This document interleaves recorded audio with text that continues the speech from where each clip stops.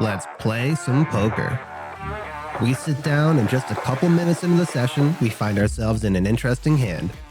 The low jack opens to 20. We're next to act and the hijack with ace of hearts, queen of clubs, and bump it up to 60. It folds back to her and she calls. The flop is king of diamonds, two of diamonds, four of clubs. She checks, and with a king high board and a 3-bet pot, we are betting range here, so I put out 50. This could have been a little smaller, around 30 to 40, but not a big deal. The turn is another deuce, and she checks again. Neither of us will have trips, so this card doesn't change anything. I still have the range advantage with aces, kings, and ace-king, so we can keep bluffing on this turn. I bet 125, and she calls. The river is an offsuit 10, and unless she has king 10 suited or pocket 10s, it's not helping her at all. When she checks it over to me, I consider checking back since we're ahead of the busted flush draws, but she also has a lot of underpairs or weak kings in her range. Holding the ace-queen, we also block some of her value range like king-queen or a passively played ace-king. I usually don't like running a big bluff as soon as I sit down, but sometimes the cards require it. I move all in for my remaining 300, and she folds. Was this a GTO-approved play? We'll run it through the wizard at the end of the vlog to find out. Early position limps, and we raise it to 20 on the button with pocket 7s. The small blind calls and the limper calls. The flop is jack, 8, 2 with 2 spades. The small blind and early position check, and on multi-way boards I check pretty often, so I check it back. The turn is an offsuit 9. They both check to me, and I'm feeling like my pair might be the best hand, so I put out 25. The small blind calls, and early position folds. The river is a 10, giving us the bottom end of the straight. The small blind checks. I bet 25 for some thin value, just hoping I don't get raised, but he folds and we take it down. We have 2 late position limpers, the small blind calls, and we check jack 9 off in the big blind. The flop is ace 9 7 rainbow, and it checks around. The turn is the jack of diamonds, putting a flush draw out there, and the small blind bets 25. We call, and the limpers fold behind. The river is a blank 4, and she bets 50 this time. I consider raising, but versus 2 basically pot-sized bets, it might be a little too thin. I call, and she flips over ace 9 suited. We haven't seen any good cards or opportunities in a couple hours when we look down at ace queen off in the small blind. The straddle is on, and the cutoff limps. The button, a nice guy from London who I've been chatting with, raises it up to 50. I bump it up to 205, the cutoff folds, and the button thinks for a bit before letting it go. Under the gun limps, and early position bumps it up to 25. The cutoff calls, the button calls, and we call with 9-9 in the big blind. Under the gun calls too, so we're basically playing a bomb pot. The flop is jack of clubs, jack of diamonds, 3 of clubs.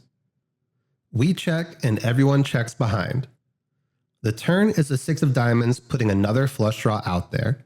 We check, under the gun checks, and early position bets 85. The cutoff and button fold, and it's on us. Early position was a solid player, so he'll still have a lot of overpairs in his range when he checks on the flop, and he might even be checking a jack there too, looking to check raise.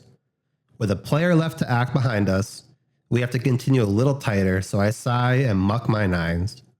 Under the gun folds too, so we'll never know if we were ahead or not. Would you have called there? Let me know in the comments. Let's try something different for this hand and make it a bit interactive. We're sitting on 575. An older gentleman limps under the gun, and this is the sort of guy who does not have an open raising range. He has just open limped all night no matter how strong his hand is. We're next to act with pocket 10s and raise it to 20. 4 people call behind. You gotta love live poker. And it gets to the small blind who puts in a small 3-bet to 110. He's been getting after it and has made some pretty non-GTO approved plays, so this raise isn't scaring me. What does scare me is under the gun snap calls it. What's your play? Call, fold, or jam? I'll pause it for a second so you can comment below. Sometimes I get too caught up in GTO land and forget I'm not playing machines. In the solver, 10s are a pure fold in this spot. You typically want 10 to 1 to try and hit your set, but with only 330 in the middle and another 500-ish behind, I wasn't getting the direct implied odds to come along. But this is live poker, and if I call, there would probably be a couple callers behind. In the moment, I felt like my only options were all in or fold, and I didn't see it getting through our under the gun friend. If he wasn't in the hand, I'd be jamming over the small blind all day long. I reluctantly fold, and surprise, surprise, 2 people call behind. You already know what's coming. There's a 10 in the window on a queen high board, and everyone checks it down to the river. Small blind flips over ace-9 suited, under the gun turns over pocket jacks, and takes it down.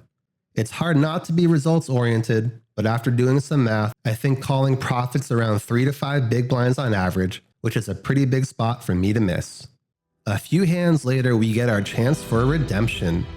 The cutoff opens to 15 and the button raises to 50. We look down at pocket queens in the small blind, and there's only one thing for us to do.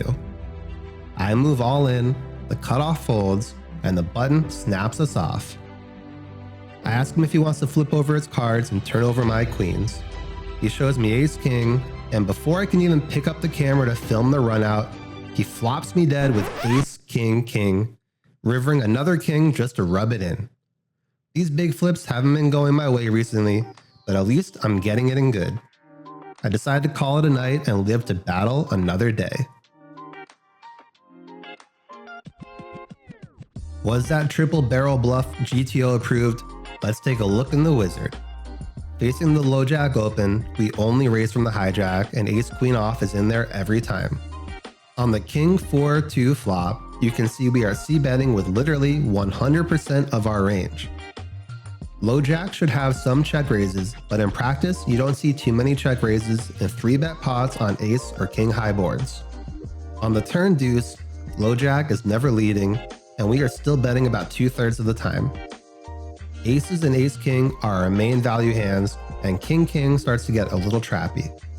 With ace-queen off, you can see the solver prefers to keep barreling with the ace of diamonds, but all of the other combos are betting about half the time.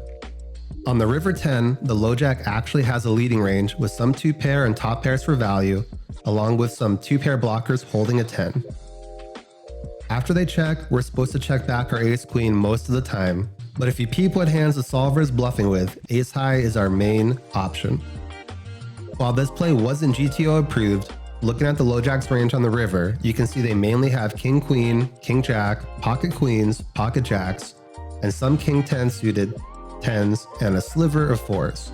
A lot of people will have trouble calling down 3 streets with just a pair, and if we jam, they need to be calling with every king-queen suited, most king-jack suited, and even ace-10 suited or ace-4 suited. If people aren't calling as wide as the solver does, that means we can bluff with some extra hands. Don't be afraid to barrel it off, and if you get called, just think of it as a marketing expense that will help you get paid when you actually have it.